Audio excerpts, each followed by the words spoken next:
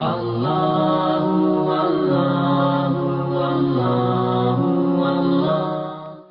امیر علیہ الصلوۃ والسلام فرماتے ہیں قالت فاطمہ، جناب صدیقہ سلام اللہ علیہا نے مجھ سے فرمایا، قال ابی، جناب صدیقہ فرما رہی میرے بابا نے مجھ سے فرمایا، یا فاطمہ من صلی علیک غفر اللہ لہ الذنوب، اے میری بیٹی، اے میری بچی فاطمہ، جو بھی آپ پر ایک مرتبہ درود بھیجے خدا اس کے تمام گناہوں کو معاف کر دیتا ہے۔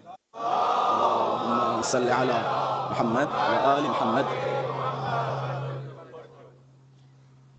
رسول گرامی یہاں رکے نہیں، فرمایا وَأَلْحَقَهُ بِي حَيْثُ كُنْتُ مِنَ الْجَنَّةِ، ایک درود کا ثواب یہ ہے کہ خدا پہلے تو اس کے تمام گناہوں کو معاف کر دے گا اور پھر اسے جنت میں میرے ساتھ اس مقام پہ رکھے گا جس مقام پر میں ہوں گا۔ ایک درود کی فضیلت جناب شہزادی کونین کی ذات پر، مل جل کے درود پڑھیں شہزادی کونین کی عظمتوں پر۔ اللہم صلی علی اہل بیت علیہم الصلوۃ والسلام کے درمیان جناب شہزادی سلام اللہ علیہا کی شخصیت ممتاز ہے، نرالی ہے، اور بہت سارے استثناءات کی حامل ہے جناب شہزادی کونین کی شخصیت۔ رسول گرامی کے کیا خوبصورت جملات کے جن میں حضرت نے فرمایا حب فاطمہ ینفع فی مئۃ من المواطن۔ آپ کو پتہ ہے جس محبت کے ساتھ آپ اس فرش اعزائی فاطمیہ پہ بیٹھے ہیں، جس الفت کے ساتھ، جس ارادت کے ساتھ، اور جس شہزادی کو پرسہ دینے کے لیے آئے ہیں، اور جس شہزادی کے لیے آپ کا دل مچل رہا ہے، اس شہزادی سے محبت کرنے کی فضیلت کیا ہے؟ یہ رسول گرامی کے جملے کس رسول کے جملے ہیں؟ یہ تمام مقدمات اپنے ذہنوں میں رکھیں۔ وما ينطق عن الهوى ان هو الا وحی یوحى، اس رسول کے جملے ہیں جو رسول وحی الہی کے بغیر کلام نہیں کرتا، وہ رسول فرما رہا ہے۔ کیا فرما رہا ہے؟ تمہیں نہیں معلوم محبت فاطمہ 100 جگہوں پہ کام آئے گی۔ عربی لغت میں، عربی زبان میں بعض اوقات مئہ کثرت کے لیے بھی آتا ہے۔ ہم مان لیتے ہیں یا تو 100 جگہوں پہ کام آئے گی یا بہت ڈھیر ساری جگہوں پر محبت فاطمہ کام آئے گی۔ اچھا جناب، آپ کے خیال سے ظاہر سی بات ہے بہت سارے مقامات ہوں گے کہ جن میں آپ تصور کر رہے ہوں گے کہ جناب والا یہاں فاطمہ کی محبت کام آئے گی، یہاں فاطمہ کی محبت کام آئے گی، یہاں فاطمہ کی محبت کام آئے گی، اور اس میں پھر درجات ہوں گے۔ آپ سوچیں گے کہ جناب یہ چھوٹے چھوٹے معاملات ہیں، یہ بڑے بڑے معاملات ہیں، ایسا ہے یا نہیں؟ کچھ چھوٹی جگہیں آپ نے تصور کی ہوں گی اور کچھ بڑی جگہیں تصور کی ہوں گی۔ میرا سوال جناب وہ بڑی جگہیں کون سی ہیں جو آپ نے تصور کی؟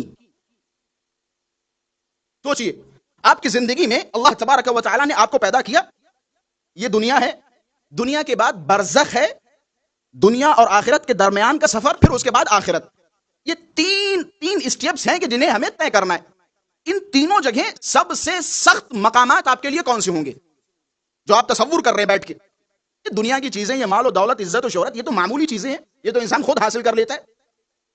سب سے سخت ترین مقامات کون سے ہیں؟ آپ سوچو، ظاہر سی بات ہے آپ نے اپنے ذہن میں سوچا ہوگا۔ اب آئیے رسول گرامی کے جملات کی طرف۔ حب فاطمہ ینفع فی مئۃ من المواطن، 100 جگہ کام آئے گی۔ سبحان اللہ۔ ایسرها الموت والقبر والصراط والمیزان والحساب، کہ 100 جگہ کام آئے گی، جن میں سے سب سے آسان جگہ یہ ہے کہ قبر میں کام آئے گی، موت کے وقت کام آئے گی، حساب و کتاب پہ کام آئے گی۔ یہ سب سے چھوٹی جگہ ہے، چھوٹی جگہ۔ قربان جاؤں سیدہ آپ کی عظمتوں پر، قربان جاؤں شہزادی آپ کے مرتبے پر، یہ سب سے چھوٹی جگہ ہے جہاں سیدہ فاطمہ کی محبت کام آئے گی۔ یہ طبرانی صاحب روایت کر رہے ہیں معجم کبیر میں کہ یہ سب سے چھوٹی جگہ ہیں جہاں محبت فاطمہ کام آئے گی۔ اچھا فرماتے وما من احد یوم القیامہ، یا وما من عبد، کہ دنیا میں لوگوں میں سے کوئی بھی ایسا نہیں ہے جو روز قیامت اس کے سامنے اس کے حساب و کتاب نہ رکھے جائیں۔ سب کو روز قیامت جمع کیا جائے گا اور اس کے سامنے حساب و کتاب رکھا جائے گا۔ اچھا فرماتے جب یہ حساب و کتاب ہوگا، جب اس کے اعمال رکھے جائیں گے، فَتَرْجُحُ بِهِ سَيِّئَاتُ، ظاہر سی بات ہے انسان گناہوں کا پتلا ہے، انسان کا وجود گناہوں سے بھرا ہوا ہے۔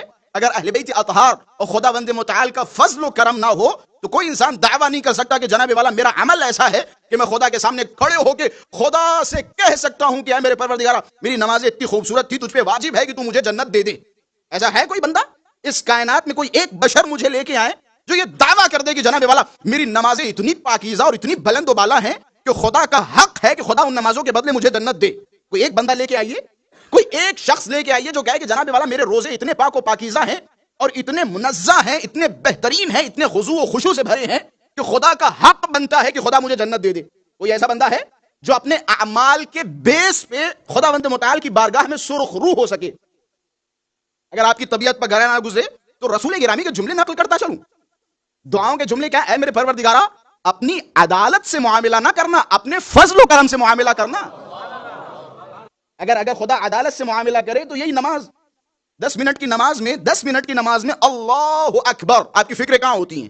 کسی کی دکانوں میں، کسی کی فکر کیش میں، کسی کی فکر کام میں، کسی کی فکر گاڑیوں میں، کسی کی فکر بزنس میں، کسی کی فکر جاب میں. ایک چھوٹی سی نماز ہے. آپ کو میں ظاہر سی بات ہے چیلنج تو نہیں کر سکتا، ماشاءاللہ سے سب مولا کے چاہنے والے باعمل ہیں، لیکن میں بچوں سے کہہ سکتا ہوں آپ تجربہ کیجئے، 3 رکعت نماز مغرب پڑھیے اور اس 3 رکعت میں آپ کی توجہ خدا کے سوا کسی کی طرف نہ ہو. بہت سخت ہے، بہت دشوار ہے. خلاصہ کوئی ایسا نہیں ہے جو اپنے عمل کے بیس پر خداوند متعال کے سامنے سرخ روح ہو سکے. رسول گرامی کیا فرماتے ہیں؟ کہتے ہیں محبت فاطمہ کے فائدے، کہتے جب روز قیامت لوگوں کو جمع کیا جائے گا، ان کا نام اعمال ان کے سامنے رکھا جائے گا، فترجح به سیئاتہ، جب لوگوں کے عمل رکھے جائیں گے تو ظاہر سی بات ہے گناہوں کا پلڑا بھاری ہو جائے گا، کیونکہ گناہ اتنے زیادہ ہیں، خیانتیں اتنی زیادہ ہیں. کہتے گناہوں کا پلڑا بھاری ہو جائے گا. سبحان اللہ سبحان اللہ یا زہرا. فَإِذَا تَعَلَّقَ بِحُبِّ فاطمہ، کہتے جب یہ گناہوں کا پلڑا انسان کا بھاری ہو جائے گا، یہ پلڑا تب تک بھاری ہوگا جب تک دوسری طرف محبت فاطمہ نہ رکھی جائے. لیکن جیسے ہی اس کے نام اعمال میں محبت فاطمہ رکھی جائے گی، رجحت حسناتو، تو اس کی نیکیاں گناہوں پہ بھاری ہو جائیں گی.